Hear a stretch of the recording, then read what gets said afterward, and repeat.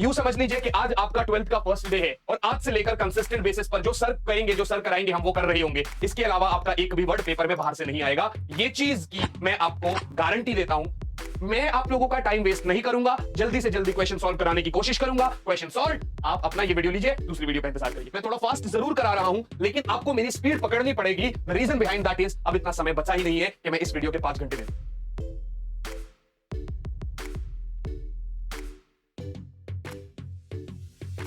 7 days का ये जो प्लेज है ये हम ले रहे हैं और इसमें आज हमारा फर्स्ट डे है। फर्स्ट चैप्टर का अगर आप देखेंगे तो पीछे एक स्लाइड है जिसमें करीब 55 से 60 क्वेश्चंस के आसपास है। हर एक टॉपिक को कवर किया गया है। इसमें हर एक टॉपिक के मोस्ट इंपॉर्टेंट क्वेश्चंस यहां पर दिए गए हैं। ऐसा नहीं है कि सिर्फ इतने ही एमसीक्यूज है, एमसीक्यूज और भी होंगे। मेरी तरफ से ये पूरी कोशिश है कि कम से कम हर एक चैप्टर के 100 to 150 क्वेश्चंस आपको दिए जाए एमसीक्यूज के फॉर्म में। आपसे एक छोटी सी रिक्वेस्ट है, जब आप ये स्टार्ट कर रहे होंगे वीडियो को तो आप प्रॉपर तरीके से बैठिएगा कॉपी पेन लेकर और पहले आप क्वेश्चन को देखिए, वीडियो पॉज करिए, खुद से सॉल्व करिए, उसके बाद आंसर मैच करिए। कोई नहीं समझ में आता आप डाउट बॉक्स में, मतलब ये कमेंट बॉक्स में आप डालिए कि सर ये क्वेश्चन समझ में नहीं आया, so I will definitely reply, I will definitely solve that for you again. उससे पहले, वीडियो को शुरू करने से पहले आप सभी बच्चों को Telegram channel physics on your tips join करना है। वहां पर आपको ये पीडीएफ मिल जाएगा इस टेलीग्राम चैनल पर। यहीं पर आपके डिजिटल हैंड रिटन नोट्स है, सब कुछ आपको यहीं पर मिल रहा है।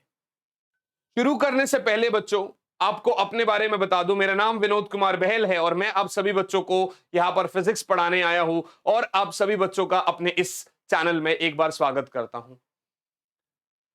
यूं समझ लीजिए कि आज आपका 12th का फर्स्ट डे है और आज से लेकर कंसिस्टेंट बेसिस पर जो सर कहेंगे जो सर कराएंगे हम वो कर रहे होंगे। इसके अलावा आपका एक भी वर्ड पेपर में बाहर से नहीं आएगा।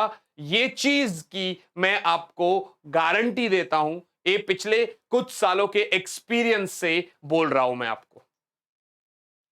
आइए शुरुआत करते हैं। सबसे पहले क्वेश्चन नंबर 1, अगर आप ध्यान से देखेंगे बच्चों तो पहला सवाल आपका ये रहा, a glass rod is acquired, a glass rod acquires charge by rubbing it with silk cloth. एक ग्लास रॉड को मैं रब कर रहा हूं, charge on the glass rod is due to, rub करने का मतलब फ्रिक्शन, रब करने का मतलब फ्रिक्शन। तो भैया इसमें कोई ऐसी दूसरी बात नहीं है, कॉन्सेप्ट समझ में आ गया आपको, friction is the correct answer. बिल्कुल बेसिक से उठाएंगे और ऊपर तक लेकर चलेंगे, तो वेट करिएगा आप आगे का भी।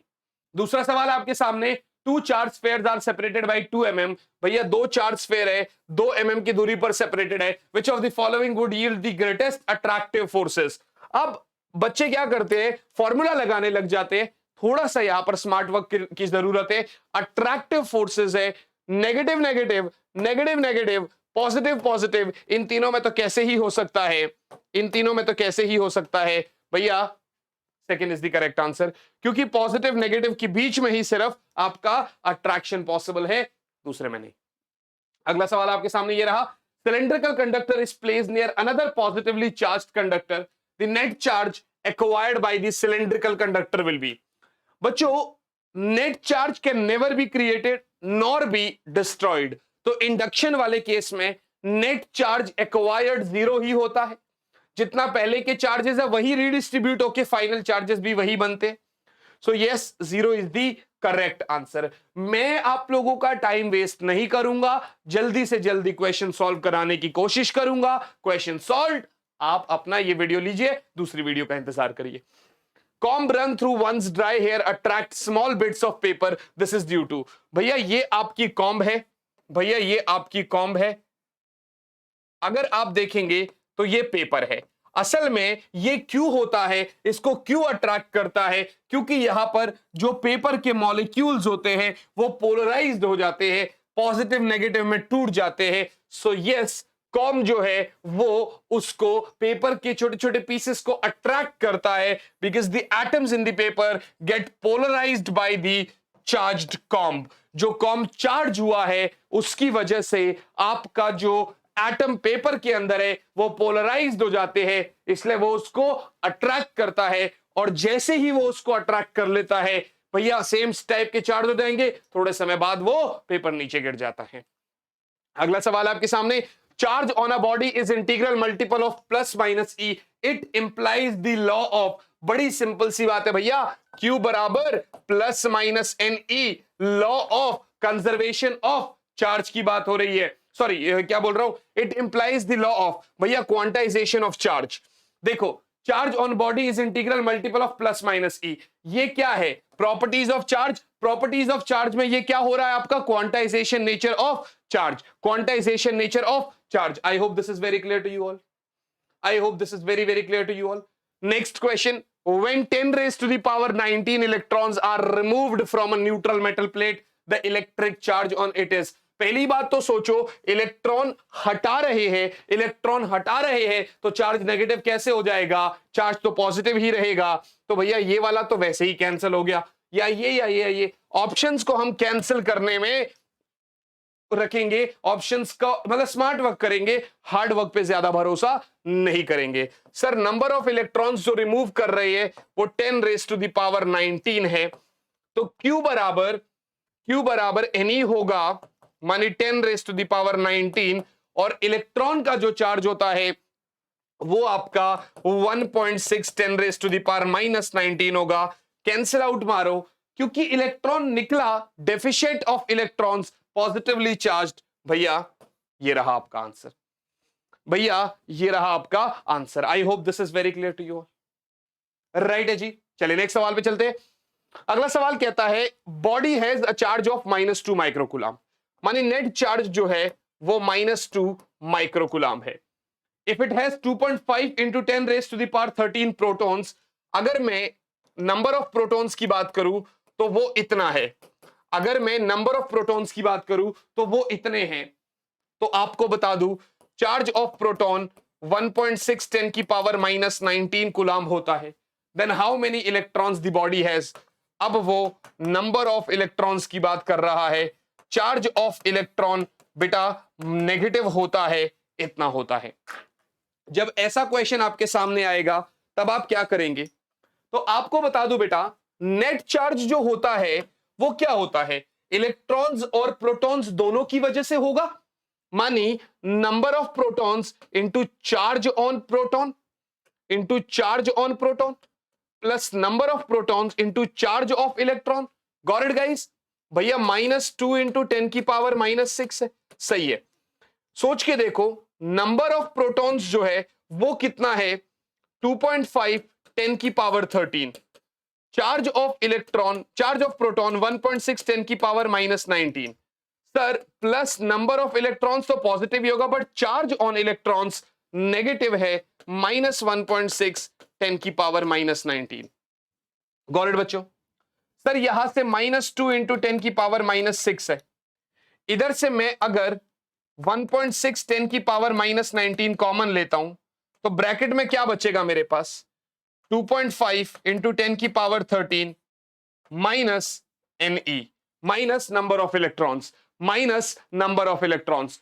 गॉट इट बच्चों, अगर मैं आगे देखता हूं इसको, अगर मैं आगे देखता हूं इसको, ये आपका इक्वल हो गया, ये आपका इक्वल हो गया, देखो -2 इंटू 10 की पावर -6 डिवाइडेड बाय 1.6 इंटू 10 की पावर -19 बराबर बराबर 2.5 इंटू 10 की power 13 minus number of electrons, right है जी।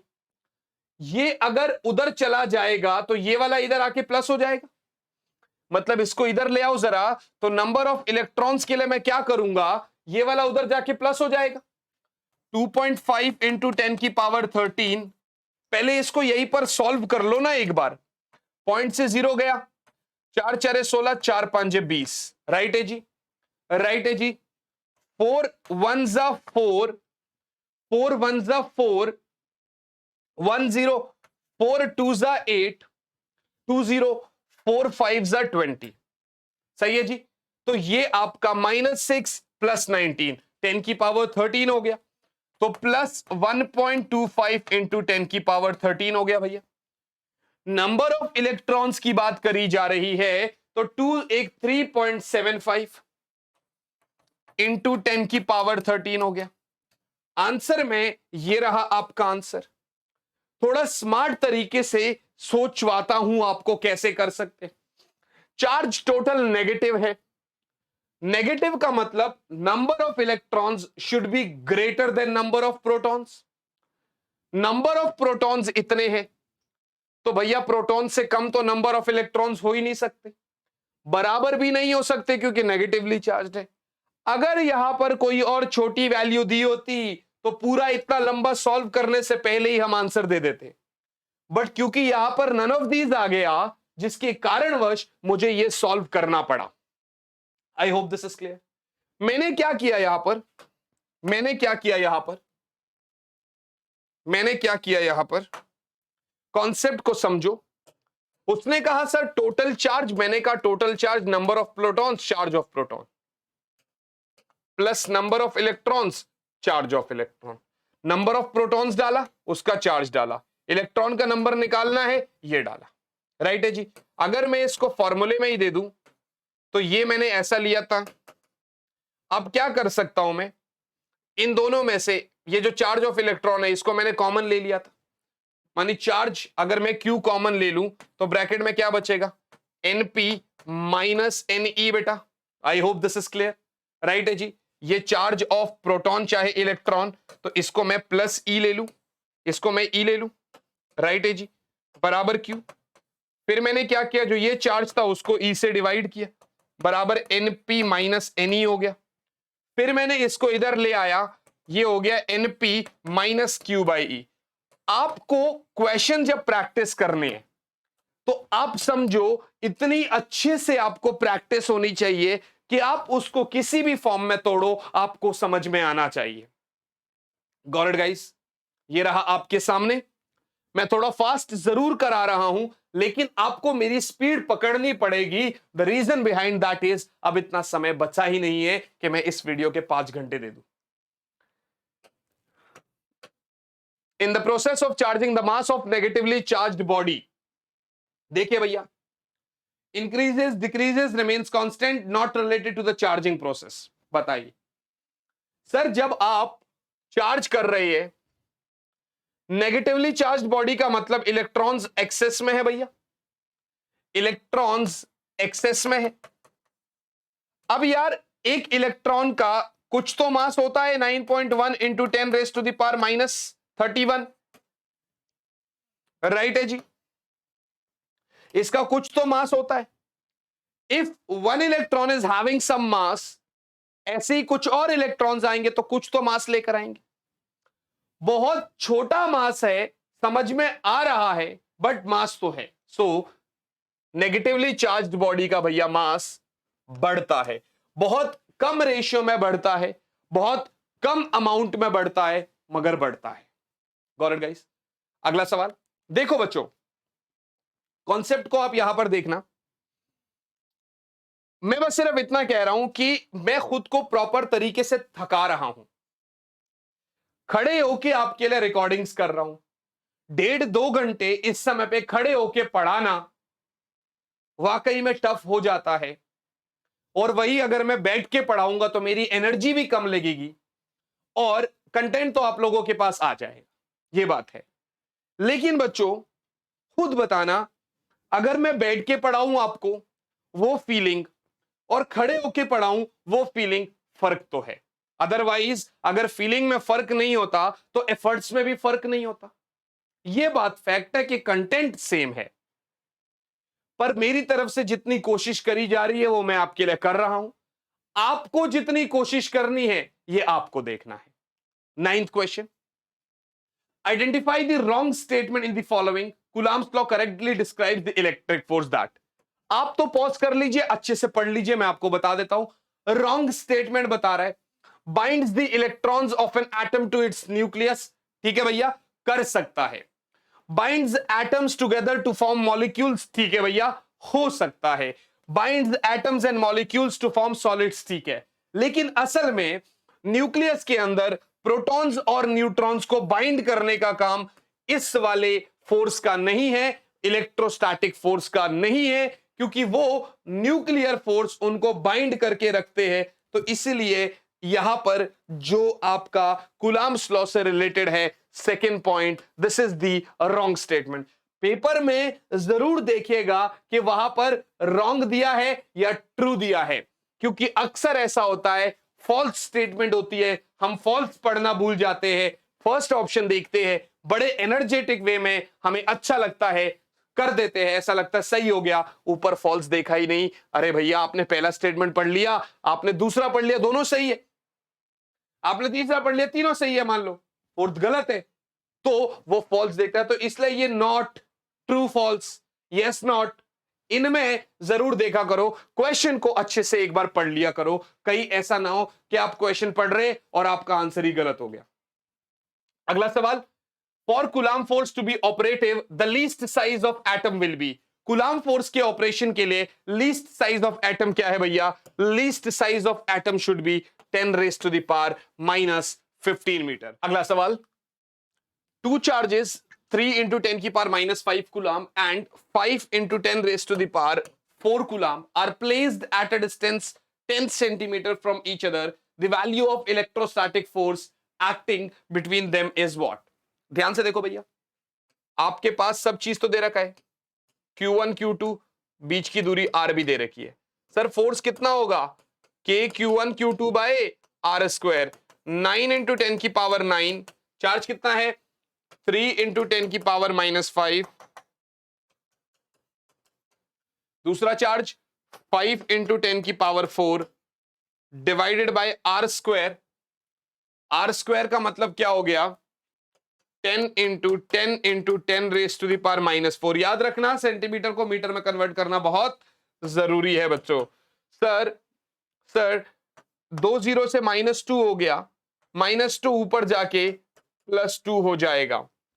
9 3 27, 27 into 5, 10 की पावर 9, 11 15 10, 10 की पावर 10, 5 7 35, 5 दूने 10 13, 10 की पावर 10, 13.5, 10 की पावर 11, 13.5, 10 की power 11 Newton is the correct answer. देखो बच्चों, आपके सामने क्या होना चाहिए, आपके सामने आपका एक क्वेश्चन आया, आपने क्वेश्चन को अच्छे से पढ़ा, एक बार क्वेश्चन को अच्छे से पढ़ लो, कहीं क्वेश्चन को गलत पढ़ लिया आंसर वैसे ही गलत हो जाएगा, वो मत करना। राइट बच्चा पार्टी। नेक्स्ट, दो चार्जेस है, इक्वल मैग्नीट्यूड्स है, they are at a distance R, exert a force on each other. ठीक है जी, अगर चार्जेस को आधा कर दिया, डिस्टेंस को डबल कर दिया, तो नया फोर्स कितना होगा? सर क्यू क्यू और दोनों के बीच की दूरी आर, फोर्स कितना होगा? K Q square by are square. Force कितना होगा sir? K Q square by are square. आप कह रहे सर चार्ज दोनों के ऊपर आधा कर दिया, Q dash is Q by 2, but R dash is 2R। F dash क्या होगा? K Q डैश का square by R dash square. F dash is K, Q dash की जगह Q बाई 2, R डैश का होल स्क्वायर मानी 2R का whole square, K Q by 2 over 4R square, ये इधर ये इधर, 2R का होल स्क्वायर तो 4R स्क्वायर होगा। अच्छा इसका स्क्वायर भी तो होगा, तो के क्यू स्क्वायर बाई 2 नहीं बाई 4 होगा बेटा, के क्यू स्क्वायर बाई 4 होगा। तो this is K Q square by 4 4 जा 16R स्क्वायर, ये होता है F, आंसर आया F by 16। Sir F dash जो है वो है F बाय 16। F डैश कितना हुआ? नया फोर्स 16 टाइम्स कम हो गया। I guess this is also clear. अगला सवाल, each of 2 point charges are doubled, each of 2 point charges are doubled and their distance is halved. भैया अब की बारी Q डैश 2Q हो गया और R डैश R बाई 2 हो गया, उल्टा हो रहा है, तो नया फोर्स क्या होगा भैया, के क्यू डैश का स्क्वायर बाय आर डैश का स्क्वायर, माने के 2q का होल स्क्वायर बटे में r बाई 2 का होल स्क्वायर, यानी 4k square by are square by 4। ध्यान से देखना, तो सर क्या होगा, ये इधर चला गया, ये इधर चला गया, तो ये बन गया 16k square by are square. ये पुराना फोर्स 16F, उसने कहा sir F dash is 16F। According to the question force n times बनता है, n क्या है 16, n क्या है 16। देख लो एक बार, अच्छे से एक बार देख लो, फिर बताना मुझे। अगला सवाल, the minimum value of force acting between 2 point charges placed 1 metre apart from one another is. कायदे से तो सबसे छोटे पार्टिकल्स क्वार्क है, बट क्वार्क का एग्जिस्टेंस अभी प्रूव नहीं हुआ है ऐसे ही फ्रीली, तो हम फंडामेंटल चार्ज पार्टिकल्स को इलेक्ट्रॉन का चार्ज चाहे प्रोटॉन का चार्ज मान रहे। फोर्स होगा भैया K Q1 Q2 by are square, electron का charge E into E by are square, R तो 1 है, आंसर आया के ई स्क्वायर, आंसर आया के E square. Got it guys, I hope this is clear. अगला सवाल आपके सामने, ए और बी दो आइडेंटिकल स्फेरिकल चार्ज्ड बॉडीज है which repel each other with the force F, ठीक है जी, they are kept at finite distance. एक तीसरा अनचार्ज स्फेयर सेम साइज का लेके आता हूं कांटेक्ट में बी वाले, और फिर उसको हटा दिया, बीचों बीच रख दिया, सी पे फोर्स बताओ। देखो पहले तो क्यू चार्ज के दो ये आर दूरी पर रखे गए। आपको पॉज करके क्वेश्चन पढ़ना चाहिए अच्छे से, पहले ही बता रहा हूं मैं। ध्यान से देखो, इन दोनों के बीच में कितना लगेगा force, K Q square by are square, right है जी, यस सर बिल्कुल सही बात है, के Q square by are square. Sir force K Q square by are square हो गया। अब कह रहा है यार एक अनचार्ज बॉडी, एक बॉडी जिसके ऊपर चार्ज 0 है, उसको मैंने इसके साथ टच किया। जब हम ऐसा टच करते हैं कंडक्शन वाला फिनोमेना आ जाता है, चार्ज नेट का फॉर्मूला हो जाता है Q1 प्लस Q2 बाई 2, पहले वाले पे 0, दूसरे वाले पे Q डिवाइड बाई 2, आंसर हो गया दोनों पे Q बाई 2, दोनों पे Q by 2।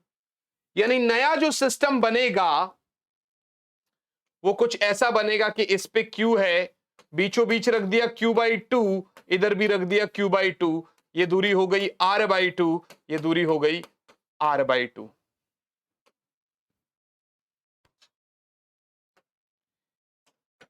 A B C, इस पे बताना है net force.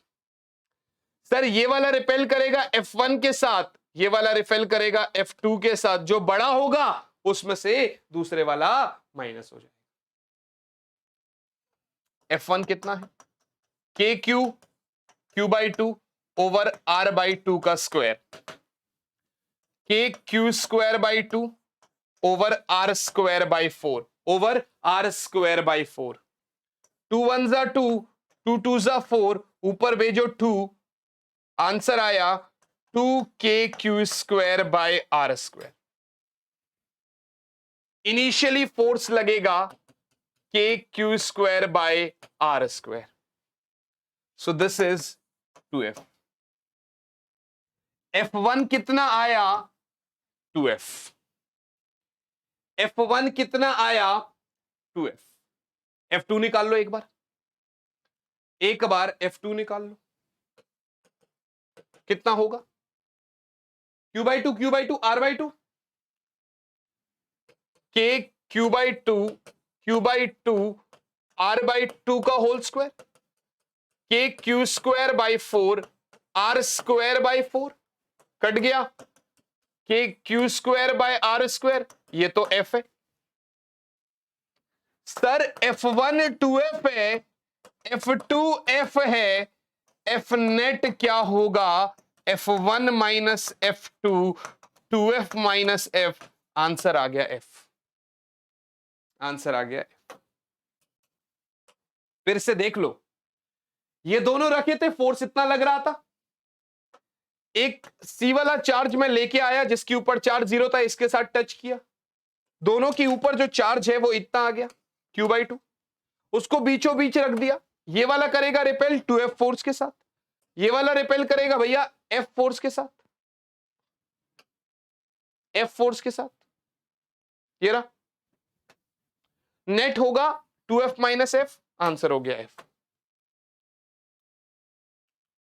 I hope this is clear, I hope this is very very clear to you, got it. Next, अच्छा आपको स्क्रीनशॉट लेना है तो आप ले सकते हो, ठीक है ना, पिछले वाले का, इसका भी ले लो और इसका भी ले लो। इसके बाद हम बढ़ेंगे अपने अगले सवाल की तरफ। चार चार्जेस है, they are arranged at the corners of a square ABCD, ठीक है जी, as shown in the figure, the force on the charge kept at centre O is, जो सेंटर पे चार्ज रखा है उस पे कितना फोर्स लगेगा, सेंटर पे जो चार्ज रखा है उस पे कितना फोर्स लगेगा, ये वाला देखो भैया,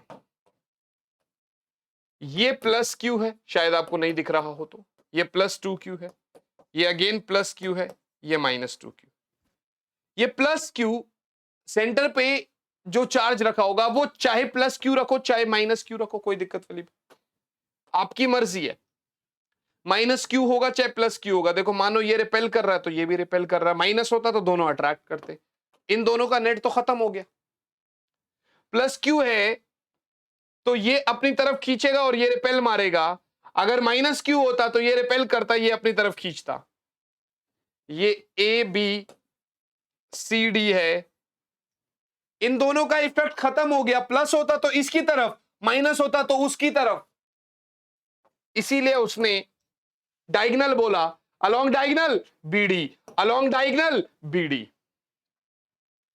इसने धक्का मारा, इसने धक्का मारा, कैंसिल आउट, ये खींचेगा तो ये रिपेल करेगा, और अगर माइनस होता तो ये रिपेल करता, ऊपर वाला खींच लेता, opposite charges attract each other, तो नेट फोर्स कौन सी की तरफ को, बीडी, चाहे डी की तरफ या बी की तरफ, इसलिए बोला अलोंग द डायगोनल बीडी, क्योंकि उसने कोई स्पेसिफाई नहीं किया था कि प्लस क्यू है या माइनस क्यू है। बात समझ में आ रही है? अगला सवाल, 4 charge particles are placed at the vertices of square as shown in the figure.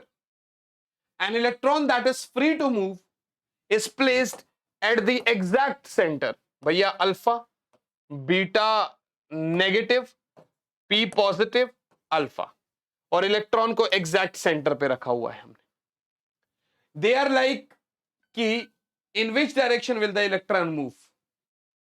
भैया एक बात बताओ, ये इलेक्ट्रॉन है, ये अपनी तरफ खींचेगा, ये अपनी तरफ खींचेगा, दोनों का फोर्स कैंसिल आउट हो गया,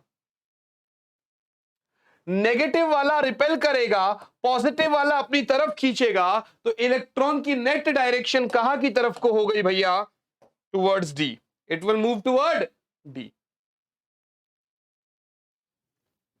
आप लोगों को प्रॉब्लम पता है क्या होती है, मुझे जो बेस्ट बच्चों ने बोला बार बार कि सर हम समझ में नहीं आता कौन से टॉपिक के कौन से क्वेश्चंस करें, बुक में एक टॉपिक के ऊपर 15 सवाल है, शुरुआत के 4-5 लगा लेते हैं, फिर रह जाता है टाइमिंग की वजह से। तो ये एक तरीका है आपके पास खुद को टेस्ट करने का, रैंडमली टॉपिक्स दिए, उसमें से कुछ कुछ क्वेश्चंस उठाए, आपके सामने ले आया। ये अभी एक हिसाब से बेसिक समझो, इसके एडवांस क्वेश्चंस भी आपके पास आ रहे होंगे। Got it guys? अगला सवाल, अगला सवाल, 4 charges as shown in the figure are placed at the corners of a square. भैया capital small Q, capital Q, small Q, capital Q, side length a है। What is the ratio of q by q if net charge on q is 0? आपसे पूछ रहा है sir q by q क्या होगा अगर f net on capital Q is 0?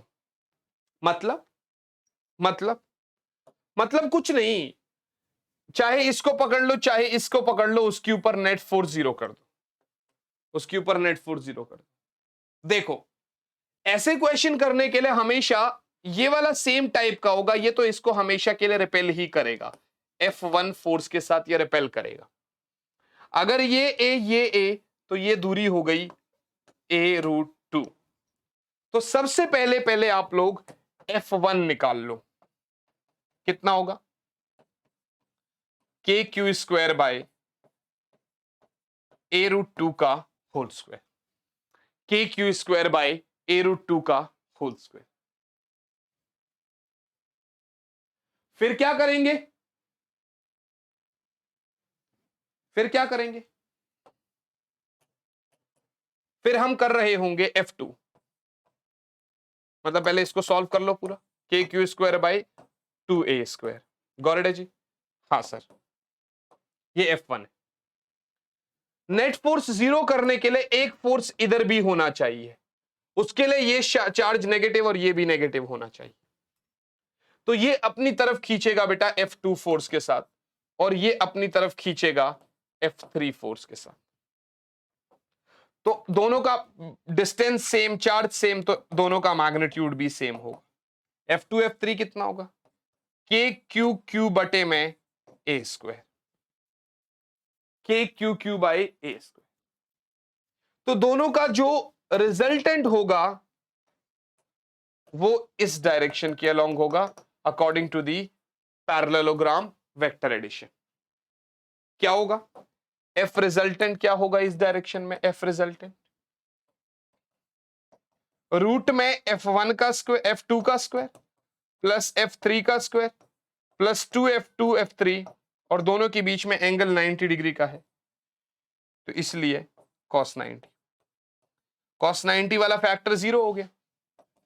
चाहे मैं इसको F मान लू तो ये हो जाएगा रूट में F का स्क्वायर प्लस F का स्क्वायर, 2F² का रूट F√2, या यू कहो KQ बाय a²√2। समझे?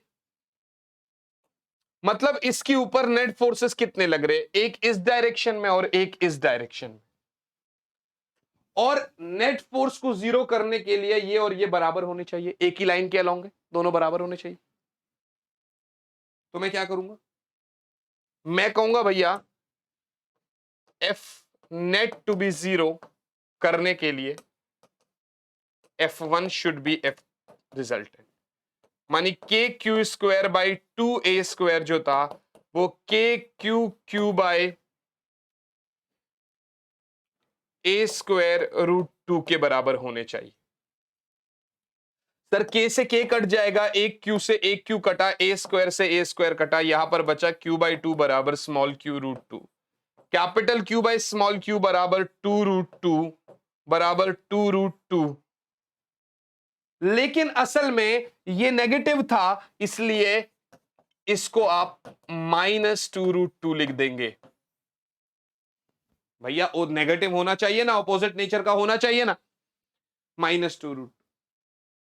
Yes, this is the correct answer. कभी कभार कुछ क्वेश्चंस तो ऑन द स्पॉट एक सेकंड में हो जाते हैं, तो कुछ क्वेश्चंस थोड़ा टाइम भी ले लेते हैं, बट ये टाइम टेकिंग क्वेश्चंस में मजे भी बहुत आते हैं। आई होप ये आपने सॉल्व कर लिया होगा। Moving ahead, the physical quantity that has the unit Newton पर कूलम। अरे भैया, force per unit charge is electric field, Newton पर कूलम इज इलेक्ट्रिक फील्ड। 20वां सवाल आपके सामने, proton moving at constant velocity enters the region between two charged plates as shown in figure.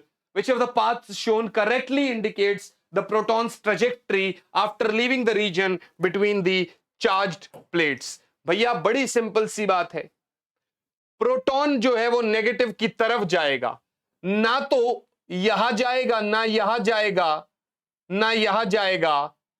ये D वाला हो गया, क्योंकि ई वाला तो ऑप्शन में ही नहीं है, क्योंकि ई वाला तो ऑप्शन में ही नहीं है, बात ही खत्म हो। राइट है जी, कोई प्रॉब्लम वाली बात तो नहीं है। तो ये आपका हो गया इसमें 20 सवाल आपके हो गए। अब तक हम कूलम्स लॉ और इलेक्ट्रिक फील्ड के कॉन्सेप्ट पे ही चल रहे थे, अभी डाइपोल और ये सब नहीं आए, तो उस पर भी क्वेश्चंस आएंगे, मजे आएंगे। ये क्वेश्चन क्या बोल रहा है? Charge cloud system produces an electric field in the air near the earth surface, ठीक है, पार्टिकल ऑफ चार्ज इतना is acted on by a downward electrostatic force. भैया आपको फोर्स भी दे दिया इसने और आपको चार्ज भी दे दिया।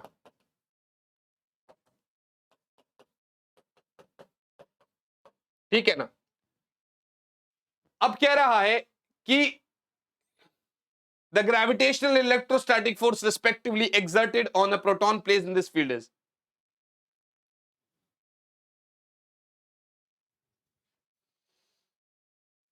क्या बोल रहा है? Charge cloud system produce an electric field in the air near the earth surface, a particle of charge इतना is acted on by a downward electrostatic force of इतना when placed in this field.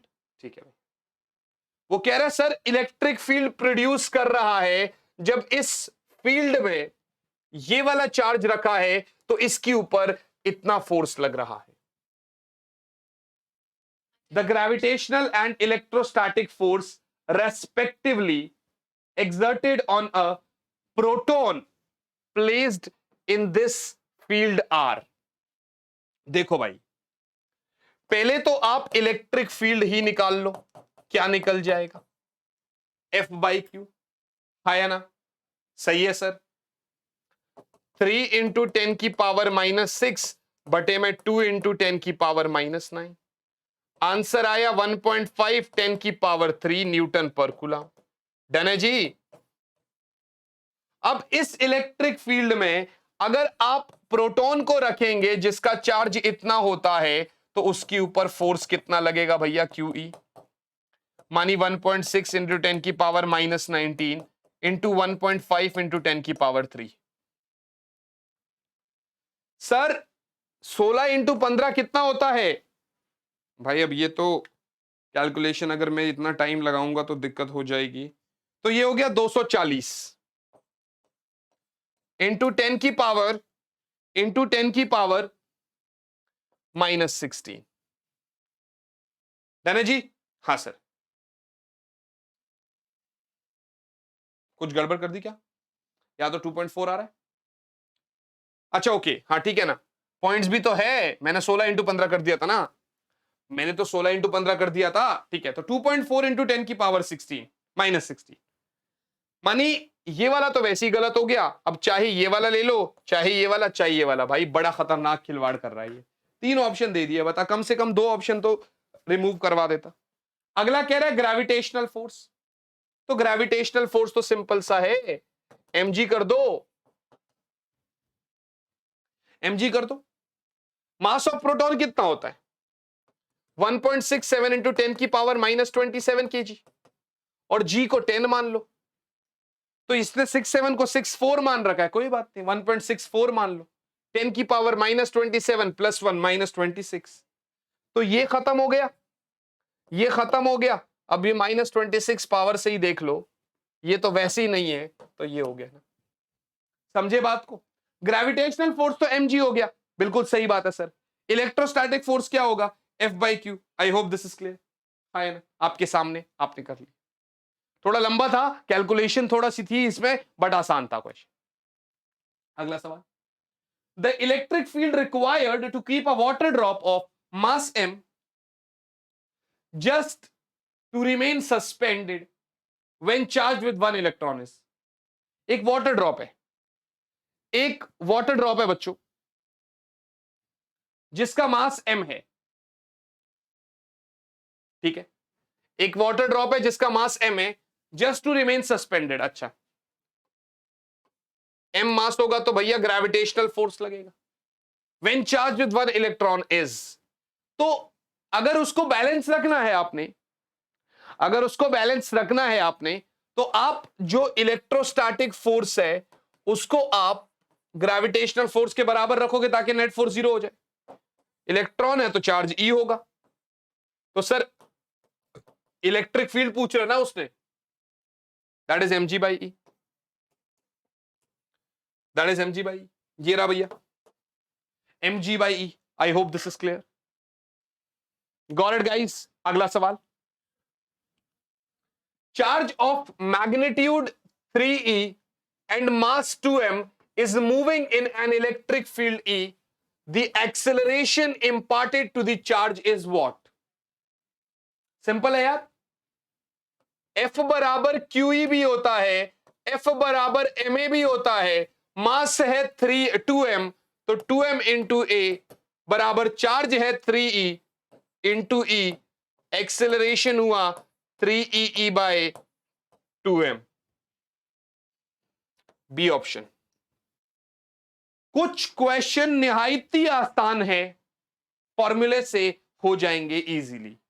कुछ question में थोड़ा सा time लग सकता है, तो वो तो एक नेचर है ना भाई। अगर सारे क्वेश्चन आसान डाल दिए फिर तो बात ही नहीं बन पाएगी। अगले सवाल पे चलते हैं भैया। Particle of mass m and charge q is placed at rest in a uniform electric field E and then released. अच्छा, the kinetic energy attained by the particle after moving a distance y will be. शायद आप सभी बच्चों को यह बात पता होगी कि वर्क डन काइनेटिक एनर्जी का ही मतलब एनर्जी और वर्क फॉर्म सेम ही है। Work is stored in the form of energy, तो यहां पर वर्क डन क्या बोल सकता हूं? Force into displacement. फोर्स कितना लगेगा? क्यू, डिस्प्लेसमेंट y है, ये अगर वर्क डन है तो यही आपकी kinetic energy Q E Y, यही आपकी काइनेटिक एनर्जी। ठीक है जी, अगला सवाल 25। चार्ज पार्टिकल m मास है, चार्ज q है, इनिशियली रेस्ट पे है, is released in an electric field of magnitude E, kinetic energy after t time will be what? देखिए बड़ी सिंपल सी बात है। आप ये कह रहे हैं कि sir charge particle initially rest पे है, बिल्कुल सही बात है sir. v u is equals to 0। Kinetic energy तो क्या होगा? Half m v square. अगर v निकला है तो सही है, v बराबर u प्लस एटी, u 0 हो गया, v बराबर 80। सर a कहां से आएगा? सर अगर ध्यान से देखो सर, अगर force is mass into acceleration, sir अगर फोर्स ma है तो a आपका f बाई m है, और f क्या है? Charge into electric field by m, a is QE by m, तो v हो गया भैया यहां पर QE by m into T, तो काइनेटिक एनर्जी हो गया हाफ m v स्क्वायर, मानी half m q square e square t square बटे में m स्क्वायर। सर एक m से एक m कट जाएगा, आंसर आया q square e square t square by m by 2m, q square e square t square by 2m। ये रहा आपका 25th question. I hope this is very very clear to you, right बच्चा जी। अगला सवाल देखो भाई क्या बोल, एक सिंपल पेंडुलम है जिसका लेंथ L है, mass of the Bob is m, the Bob is given a charge of q coulomb. The pendulum is suspended between the vertical plates of a charged parallel plate capacitor. Capacitor की अगर बात करोगे तो एक positive plate एक negative plate होता है। आपने पेंडुलम को सस्पेंड कर दिया ऐसे करके, राइट? चार्ज क्यू है। If E is the electric field between the plates, plates के बीच में इलेक्ट्रिक फील्ड ये रही भैया, आया ना? The time period of the pendulum is given by, ध्यान से देखो बच्चे, थोड़ा ये हटके सवाल हो गया। ये वाला इसके ऊपर इधर को फोर्स लगाएगा विच इज QE, है ना भाई? पॉजिटिव डायरेक्शन, सही है सर। नीचे लगेगा इसका mg, एक फोर्स वो हो गया।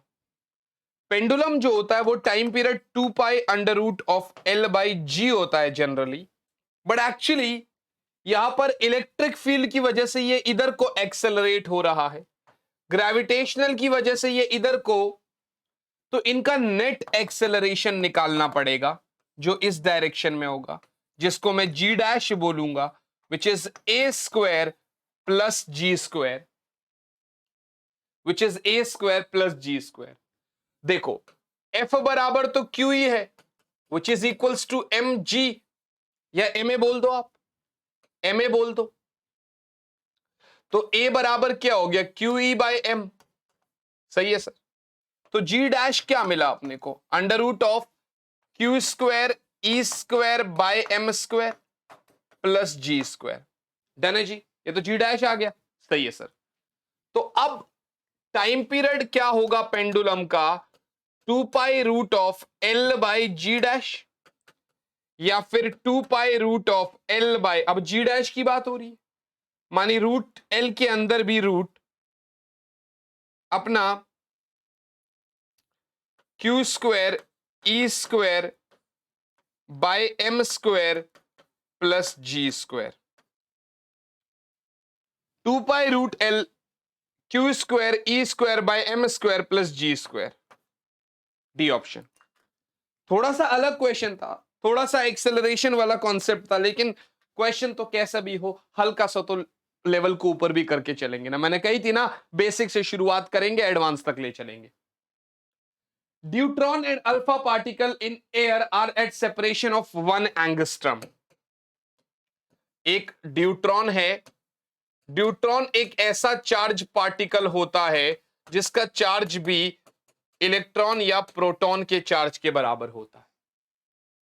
यहां पर अल्फा पार्टिकल है, 1 एंगस्ट्रम की दूरी पर है ये, माने 10 की पावर -10 मीटर की दूरी पर है ये।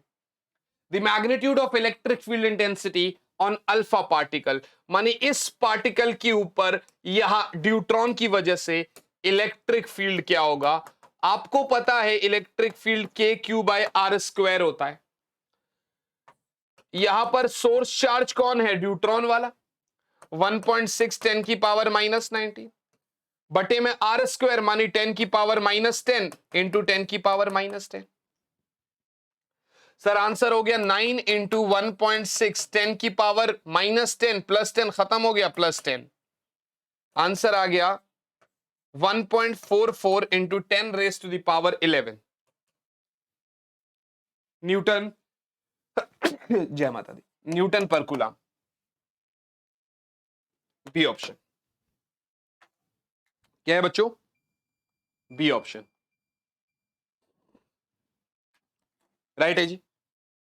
आगे चलते।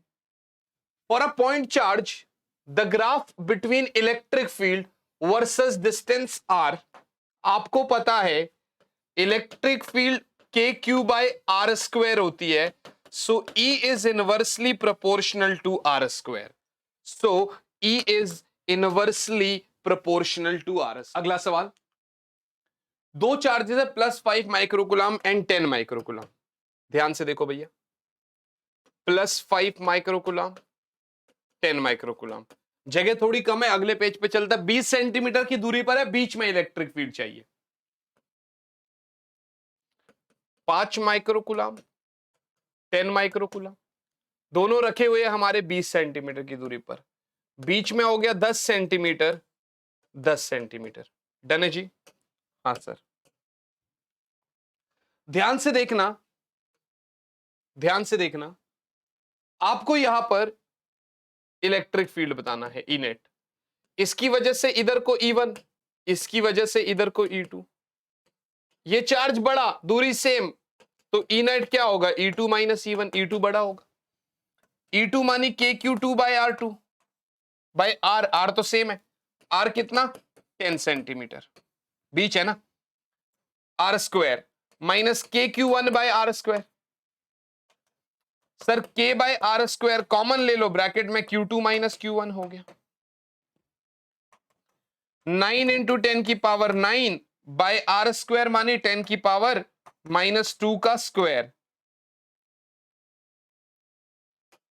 10 इंटू 10 की पावर -2 का स्क्वायर, 10 सेंटीमीटर है ना का स्क्वायर, चार्ज 10 -5 माइक्रोकूलम्ब है तो 10 की पावर -6, 9 इंटू 5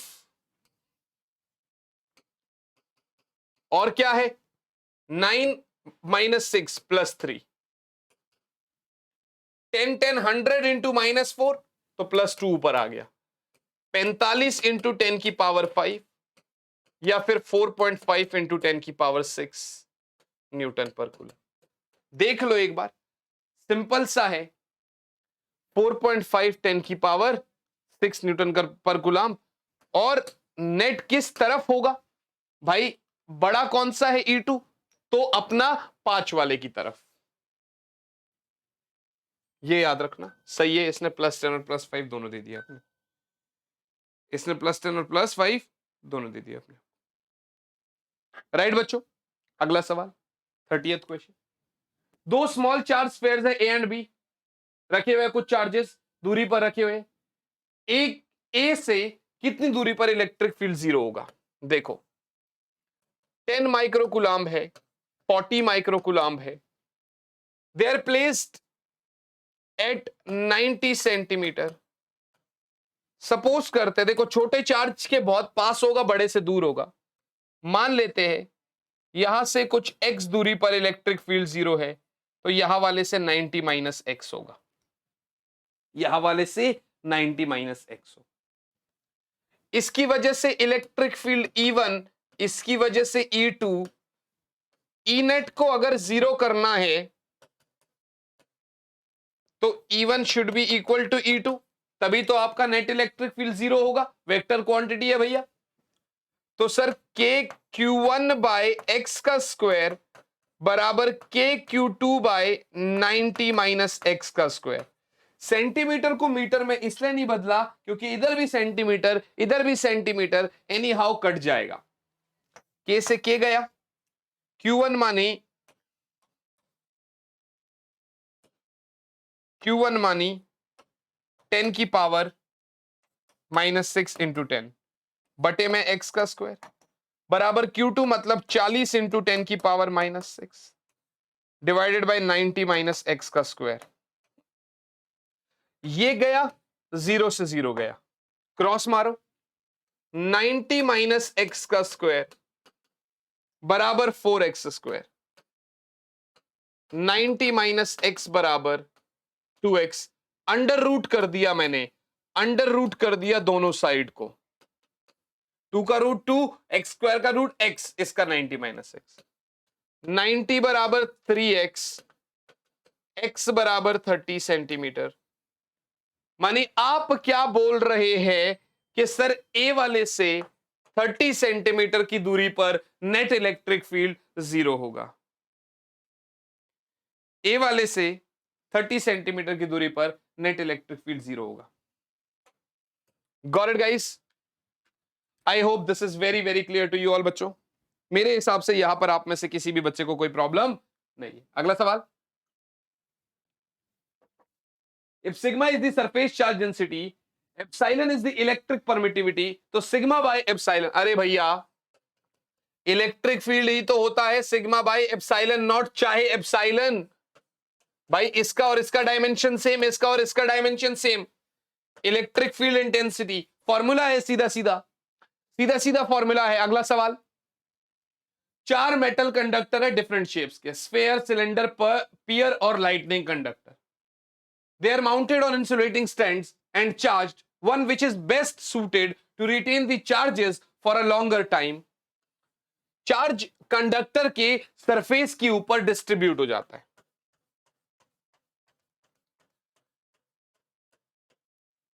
अगर आप ध्यान से देखेंगे तो स्फेयर के लिए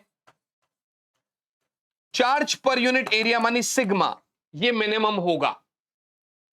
स्फेयर का charge per unit area minimum होगा, तो इसलिए सबसे बढ़िया ज्यादा समय तक चार्ज को कौन रिटेन कर सकता है? स्फेयर। इसलिए आप पढ़ते हो स्फेरिकल शेल, स्फेयर, ये पूरा स्फेरिकल सिमेट्री पढ़ते हो कंडक्टर के फॉर्म। राइट है जी, this should be minimum. Right है जी, आगे चलते। What will be the values of electric field at the center of the electric dipole? Plus Q minus Q, बीच में इलेक्ट्रिक फील्ड पूछ रहा है। देखो भाई 0 बोलते हैं, देखते ही बच्चे 0 पे क्लिक करते हैं। पहले देख लो इसकी वजह से इधर, नेगेटिव वाले की वजह से लेफ्ट साइड में, या ये प्लस ये माइनस होता तो राइट साइड, तो डबल हो गया कि नहीं हो गया? Twice the electric field due to one charge at centre, twice the electric field due to one charge at centre. Got it भैया? अगला सवाल, if r is the distance of a point from the center of short dipole, एक short dipole की बात कर रहा है, बात करते ही देखिए फॉर्मूला शीट आपको दे रखा है, हैंड रिटन डिजिटल नोट्स आपको यहीं पर डिस्क्रिप्शन में भी लिंक मिल जाएगा और टेलीग्राम पे भी मिल जाएंगे, राइट है जी। आपको देखते ही, शॉर्ट डाइपोल देखते ही आपको पता चलना चाहिए था कि भैया ई एक्शियल होता है 2kp/r³, ई इक्वेटोरियल होता है kp/r³। उसने कहा sir electric field due to short dipole remain proportional to r1, देखिए इनवर्सली प्रोपोर्शनल टू इतना, इसको क्या लिखोगे -3। अक्सर बच्चा यहां पर r³ लिख के गलत हो जाता है, जबकि आंसर आपका ये है। बात समझ में आ गई कि नहीं आ गई? अभी भी आधे बच्चों ने r³ क्या होगा। रात को 9:30 बजे लाइव सेशन होगा जिसमें हम कॉन्सेप्ट्स पढ़ रहे होंगे, यहां से रिलेटेड कोई कॉन्सेप्ट में इश्यू है, दिक्कत है, तो आप रात को 9:30 बजे कर रहे होंगे मेरे साथ। और उसके साथ साथ PYQs भी तो अभी आ रहे होंगे इस वीडियो के बाद। कंटेंट बहुत है आप लोगों के पास आने के, टेंशन मत लो। ये एक हफ्ता कंटेंट का मेला लग रहा होगा, और जब इस एक हफ्ते में आपको आदत लग जाएगी ना, फिर हम दूसरे हफ्ते चलेंगे बाकी चैप्टर्स के पास। अगला सवाल आपके सामने ये रहा, इलेक्ट्रिक डाइपोल है, कोइंसाइड्स ऑन z एक्सिस, बाकी सारी बातें बेकार है। उसने कहा सर एक्शियल पॉइंट ओरिजिन पर इलेक्ट्रिक फील्ड Ez है और इक्वेटोरियल पॉइंट पर Ey है। बहुत शॉर्ट डाइपोल बता रहा है, Ez/Ey क्या होगा? आपको पता रहना चाहिए that for a short dipole E axial over E equatorial 2 होता है, because E axial is twice of E equatorial. E axial is twice of E equatorial. अगला सवाल, इलेक्ट्रिक डाइपोल है जिसका डाइपोल मोमेंट P है, आपने उसको यूनिफॉर्म इलेक्ट्रिक फील्ड में रख दिया। The maximum torque experienced by the dipole, torque होता है PE sine theta. Sine theta maximum मतलब 1, तो टॉर्क मैक्सिमम मतलब प्लस PE, टॉर्क मैक्सिमम मतलब प्लस PE। सर आप तो बड़े जल्दी करवा रहे हो, बहुत फास्ट करवा रहे हो, जरूरी है भाई, फर्स्ट चैप्टर है, आपने रिवाइज किया होगा, मैंने कहा तो था वन शॉट कर लेना एक बारी। फिर कह रहे हो रात के लाइव से पहले एक बार वन शॉट फिर देख लेना, मजे आ जाएंगे। जो टॉपिक मैं तुमको कराऊंगा तुम पहले ही रजिस्टर में लिख रहे होगे। अगला सवाल, दो इक्वल अपोजिट चार्जेस है, मानी डाइपोल है, मानी डाइपोल है,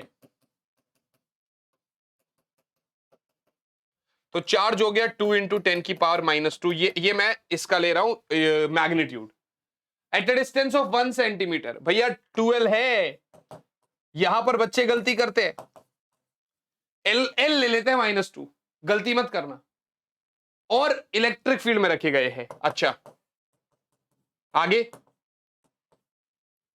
the maximum torque on dipole is what? Torque maximum अभी तो बताया PE होगा, P माने Q × 12 × E। Yes sir, charge कितना? 2 × 10⁻⁻10, 12 कितना? 10⁻⁻2, E कितना? 2 × 10⁵। दो दूने 4, -10 -2 -12 +5 -7। यूनिट क्या लिखोगे? टॉर्क होता है फोर्स इंटू डिस्प्लेसमेंट, मतलब force into distance perpendicular, newton metre. 4 × 10⁻⁻7 newton metre, है ना भैया? देख रहे हो सेम वैल्यूज है, पावर नेगेटिव में अलग है, कंफ्यूज मत हो जाना, कंफ्यूज मत हो जाना, फिर बोल रहा हूं, बहुत सिंपल है, फॉर्मूला बेस्ड है। फास्ट चलूंगा, आपको मेरे साथ फास्ट चलना पड़ेगा। अगला सवाल, द फ्रीक्वेंसी ऑफ ओसिलेटिंग, आप इसको अभी रहने भी देंगे तो चलेगा, क्योंकि ये आपका इसमें मोमेंट ऑफ इनर्शिया आ गया। मोमेंट ऑफ इनर्शिया वाला कॉन्सेप्ट मुझे लगता है नहीं पूछना चाहिए इसको, कोई बात नहीं। Out of the following is not a property of field lines. फिर से बोल रहा हूं, पहले रॉन्ग था, अब नॉट अ प्रॉपर्टी भैया, not a property. They form close loops, yes बनाते हैं। Field lines can not cross each other, हां नहीं हो सकते। Field lines are continuous curves without any breaks, yes. तो बचा ये, start at positive charge, end at negative charge. एक minute, not a property of field lines, sorry ये नहीं बनाते ना, हो तो गया, हाँ ठीक है। फील्ड लाइन, वो magnetic field lines close loop बनाते हैं। ये पॉजिटिव से स्टार्ट होता है, नेगेटिव, देखो सारे नहीं पढ़े हो तो गलत हो जाता। दे फॉर्म क्लोज लूप्स नहीं बनाते, पॉजिटिव से स्टार्ट होते हैं, नेगेटिव पे टर्मिनेट हो जाते हैं, तो दोबारा नेगेटिव से स्टार्ट थोड़ी हो सकता है क्लोज लूप बनाने के लिए, समझ रहे हो? So they can not form close loops, they do not form close loops. अगला सवाल, electric field lines contract lengthwise, it shows. Electric field lines lengthwise contract होता है, ये क्या दिखाता है? This is shows that attraction between opposite charges. देखिए positive negative दोनों के बीच में अट्रैक्शन होता है, तो इसलिए वो लेंथ वाइज कॉन्ट्रैक्ट हो जाती है, सीधी नहीं जा रही होती है। समझ में आया कि नहीं आया? राइट बच्चा party. What is the SI unit of electric flux? Flux क्या होता है? इलेक्ट्रिक फ्लक्स क्या होता है बच्चों? Q by epsilon not. अच्छा, वैसे ई ए कॉस थीटा, ई माने न्यूटन पर कुलाम, ये मीटर स्क्वायर, तो न्यूटन मीटर स्क्वायर पर कुलाम। A option. कहीं से भी कोई भी फॉर्मूला आप निकाल लो, यूनिट आपको पता रहने चाहिए, फॉर्मूलाज तो आपको पता रहने ही रहने चाहिए। Which quantity is the vector quantity among the following? आपको पता है फ्लक्स एक स्केलर क्वांटिटी है, चार्ज एक स्केलर क्वांटिटी है, पोटेंशियल एक स्केलर क्वांटिटी है, सिर्फ इलेक्ट्रिक फील्ड बच गया जो वेक्टर क्वांटिटी है इनमें से।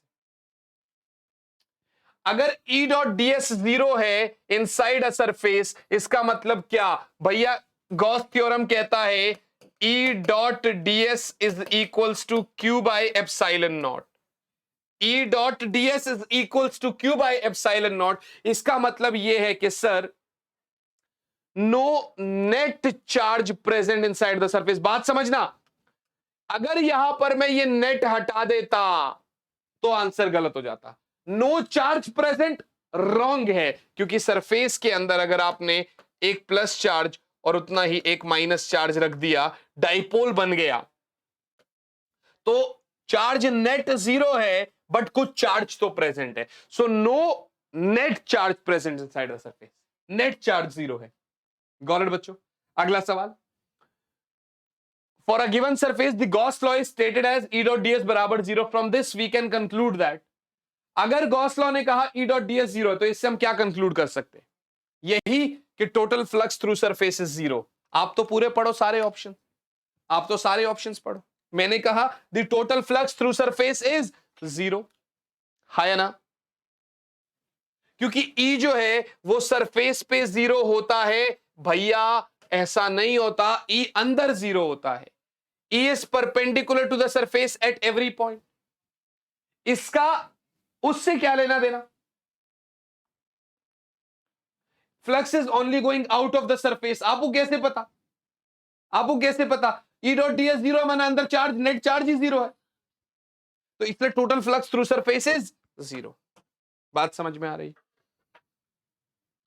Gauss law is valid for, Gauss law किसी भी क्लोज्ड सरफेस के लिए वैलिड होता है, ये एक स्टेटमेंट है। इसमें मैं तुम्हारे लिए क्या समझाऊं भाई? Open regular. अपन ऐसे नहीं करेंगे, question A answer B, question 2 answer C, question 3 answer D, ये नहीं कर रहा है भाई। मैं फास्ट हूं पर मैं समझाऊंगा सारे क्वेश्चन के आंसर। राइट, अगला सवाल, इलेक्ट्रिक फ्लक्स है Gaussian surface that encloses the charge particles in free space is what? भैया चार्ज, ये 3 चार्जेस इधर रखे हुए हैं इस सरफेस में। आपको मुझे बताना है कि इस इस वाले सरफेस से इलेक्ट्रिक फ्लक्स क्या होगा? आपको पता है इलेक्ट्रिक फ्लक्स क्या होता है? Q by epsilon naught. हाँ sir, Q net. Q net क्या होगा? ऐड करो सबको, Q1 plus Q2 plus Q3 बटे में epsilon not. Sir Q1 minus 14 nano coulomb पे बाद में ले लेना कॉमन, प्लस 78.85 माइनस 56 माइनस 56 ने अगले पेज पे चलना ही पड़ेगा मुझे, अगले पेज पे मुझे चलना ही पड़ेगा। फ्लक्स हुआ Q बटे में epsilon naught minus 14 plus 78.85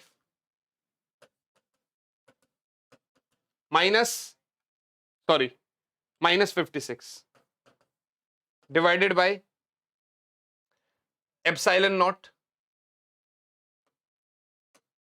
8.85 into 10 raise to the power minus 12 minus 14 minus 56 minus 70। यहां पर बाद में नैनो कूलाम है तो ये कॉमन लिखना जरूरी है। माइनस 70 प्लस 78.85 इंटू 10 की power minus 9 divided by 8.85 into 10 की पावर माइनस 12। आंसर आया 7078। 8.85 10 की पावर माइनस 9 बटे में 8.85 10 की पावर माइनस 12 कट जाएगा। आंसर कितना मिला? 10 की पावर प्लस 3, 10 की पावर प्लस 3 यानी 1000। ठीक है, ये दोनों ऑप्शंस है। आंसर में क्या लिखोगे? यूनिट में क्या लिखोगे? वही न्यूटन मीटर स्क्वायर पर कूलाम। ठीक है जी, आई बात समझ? गॉस थ्योरम का क्वेश्चन था, कर लिया। आई बात समझ? गॉस थ्योरम का क्वेश्चन था, कर लिया। नेक्स्ट क्वेश्चन क्या है? 4 charges plus 8 coulomb minus 3 coulomb plus 5 coulomb minus 10 coulomb are kept inside a close surface. ठीक है भैया, 8 माइनस 3 प्लस 5 माइनस 10, बताइए नेट चार्ज कितना हो गया? 8 माइनस 3 5 प्लस 5 10 माइनस 10 0, तो फ्लक्स कितना होगा? 0। फ्लक्स कितना होगा? 0। ये यूनिट क्या है? सेकेंड चैप्टर से पता चल जाएगा आपको। राइट बच्चों? राइट बच्चों? आगे चार्ज Q पहले तो 5 सेंटीमीटर के रेडियस वाले स्फेयर में रखा गया, फिर इसी को एक 5 सेंटीमीटर साइड वाले क्यूब में रखा गया। पहले तो ये यहां रखा गया, फिर इसी चार्ज को जो है ना यहां रखा गया। कह रहा है सर फ्लक्स क्या होगा? बच्चों फ्लक्स होता है Q बाय एप्सिलॉन नॉट, जो डिपेंड करता है नेट चार्ज Q पर, चाहे वो किसी भी सरफेस, किसी भी रेडियस के सरफेस, किसी भी शेप के सरफेस में रखा हो, वो तो नेट चार्ज पे डिपेंड करता है। और दोनों केसेस में नेट चार्ज सेम है, तो फ्लक्स चेंज नहीं होगा। तो flux will be same in both the cases. I hope this is clear to you all बच्चों। कंग्रेचुलेशंस बच्चा पाड़ी, लास्ट 2 सवाल 50, मतलब हाफ सेंचुरी पूरी होने में लास्ट के 2 सवाल। The electric charges are distributed in a small volume, flux through a spherical surface of radius इतना इज इतना। अगर मैंने रेडियस 20 सेंटीमीटर कर दिया तो फ्लक्स कितना होगा?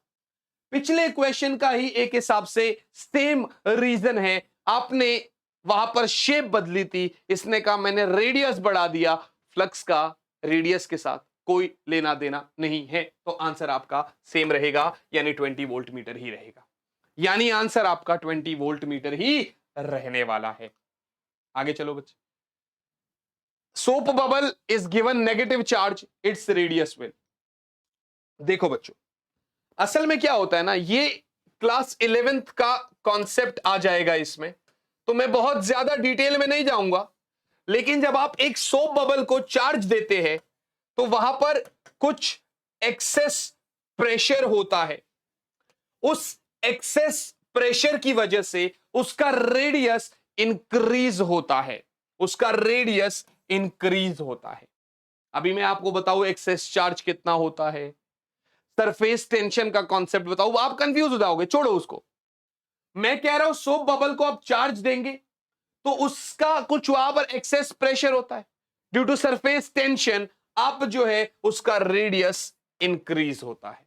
क्या मेरी बात समझ में आ रही? अगला, charge on a conducting metal sphere is present. भैया कंडक्टिंग मेटल स्फेयर है, सबको पता है चार्ज उसके सरफेस पे प्रेजेंट रहता है। यह बात सभी बच्चों को पता है कि चार्ज उसके सरफेस पे यूनिफॉर्मली डिस्ट्रीब्यूट हो जाता है। Got it guys? अगला सवाल, according to Gauss law electric field of an infinitely long straight wire is proportional to.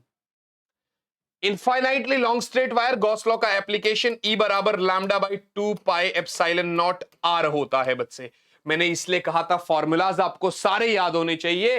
तो electric field is inversely proportional to r. Electric field is inversely proportional to r. I hope this is very clear to you all बच्चों। मेरे हिसाब से यह बात आपको समझ में आ रही होगी। अगला सवाल, above an infinitely large plane carrying charge density sigma the electric field points up equal to इतना। एक लार्ज प्लेट है, उसके ऊपर electric field sigma by 2 epsilon not है, तो बिलो द प्लेन क्या होगा? भैया अगर ये पॉजिटिव है, इसके इधर है, तो इधर भी सेम ही होएगा। बस भैया डायरेक्शन नीचे हो जाएगी, मैग्नीट्यूड सेम रहेगा, तो मैग्नीट्यूड इतना ही रहेगा, डाउनवर्ड हो जाएगा बस। ये तो वही वाली बात हो गई कि सर ये शीट है, इसके इधर अगर देखोगे तो सिग्मा बाई 2 एप्सिलॉन नॉट, इधर देखोगे तब भी सिग्मा बाई 2 एप्सिलॉन नॉट। बस लेफ्ट साइड में आपका लेफ्ट है, एक तरफ राइट। उसी तरीके से एक अप तो एक डाउन, एक अप तो एक डाउन, राइट बच्चों? अगला सवाल 54, वो कह रहा है sir there is a plane of uniform positive charge density sigma.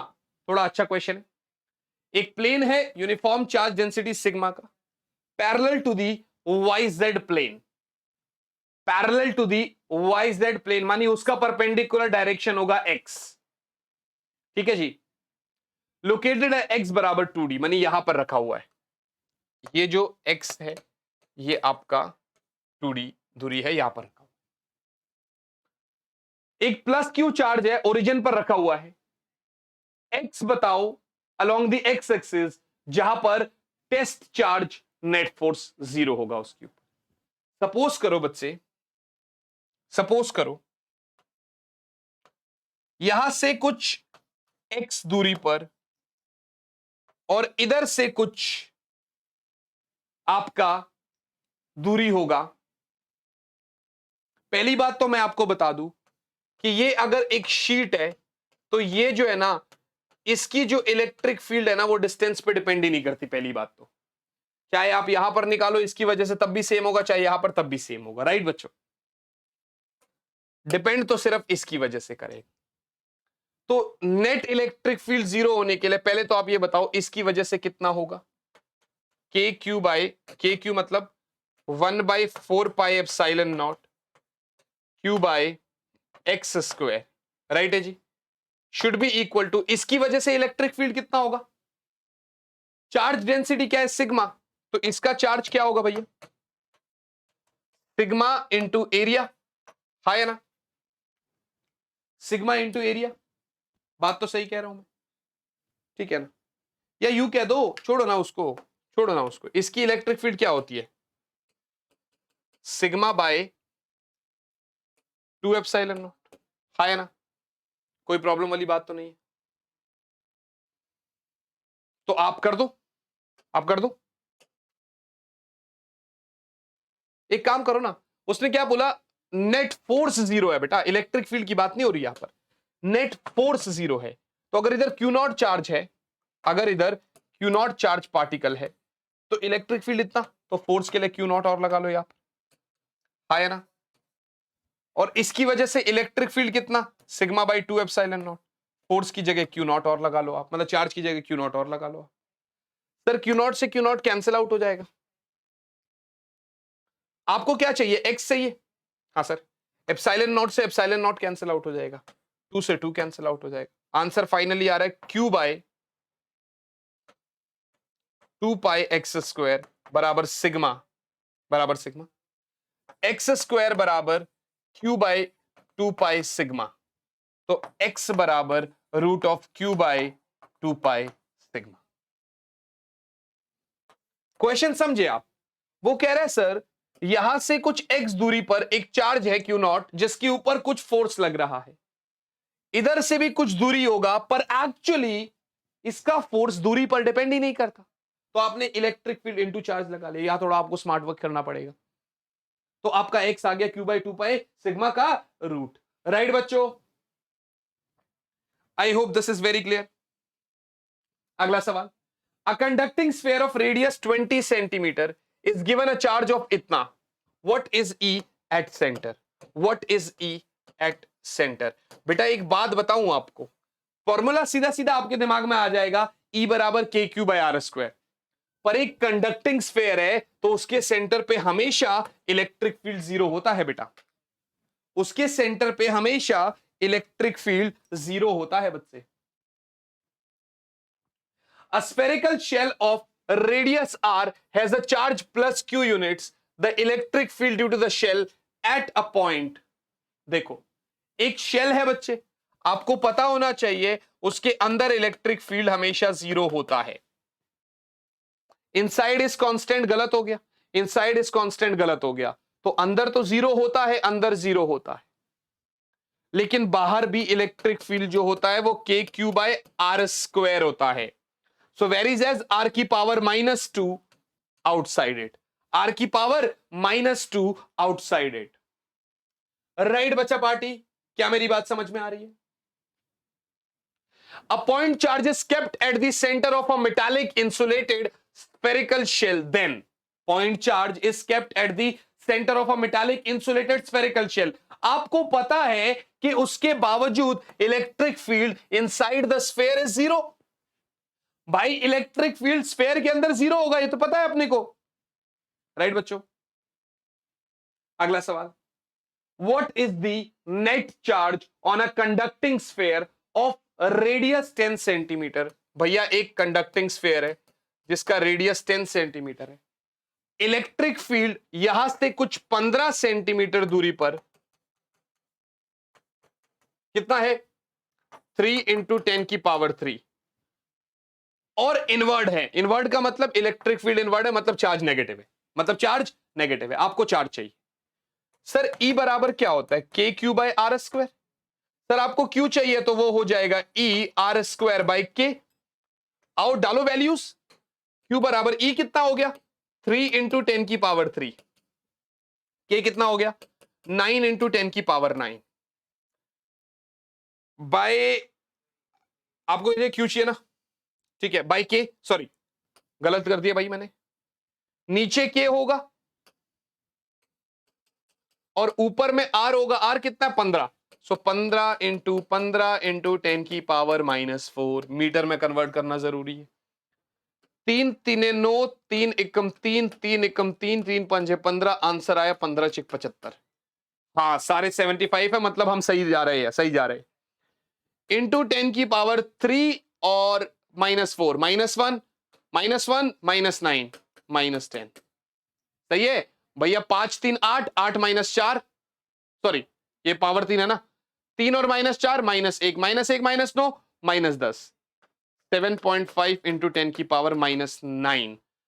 Inward है, इनवर्ड है इसलिए चार्ज नेगेटिव होगा, तो -7.5 इंटू 10 की पावर -9 कूलम, -7.5 इंटू 10 की पावर -9 कूलम। क्या मेरी बात समझ में आ रही? क्या मेरी बात समझ रहे हो आप लोग? -7.5 इंटू 10 की पावर -9 कूलम बच्चा party. I hope this is very clear to you all. मेरे हिसाब से यहां तक सबको क्लियर है बच्चे, मेरे हिसाब से यहां तक किसी बच्चे को कोई प्रॉब्लम नहीं है, राइट है जी। अगले सवाल पे चलते हैं। अगले सवाल नहीं है हमारे पास, सारे सवाल हो गए हैं यहीं पर समाप्त। टोटल आपने 58 क्वेश्चंस करे मेरे साथ, करीब करीब 1.5 घंटे के टाइम स्पैन में। अगर मैं आपको बताऊं तो 90 मिनट्स बाय 58 अगर आप बता रहे हो तो मैंने अप्रोक्सीमेटली 1.5 मिनट के आसपास लिया एक क्वेश्चन के लिए, जिसमें मैंने आपसे बात भी करी, जिसमें हमने सॉल्व भी करे क्वेश्चंस और बढ़िया तरीके से। मुझे लगता है आपको थोड़ा तेज लगा होगा।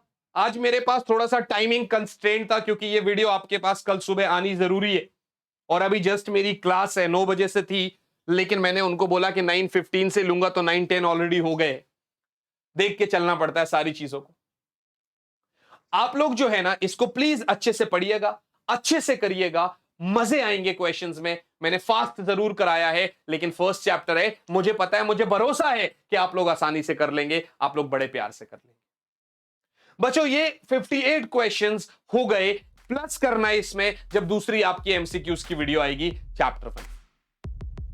आई होप आपको ये अच्छा लगा होगा, आपने एंजॉय किया होगा, आपको मेरी मेहनत जो है वो दिखाई दे रही होगी। अगर ऐसा है तो भैया लाइक कर देना लेक्चर को, चैनल को सब्सक्राइब कर देना और अपने करीब 1-2 दोस्त के साथ शेयर कर देना और साथ ही साथ में Telegram channel physics on your tips को ज्वाइन करना मत भूलना। राइट बच्चा party, I hope this is clear to you all. ये मेरी तरफ से आपके पास पहली वीडियो आज के दिन की, यानी आपका ये सुपर रिवीजन का पहला वीडियो है।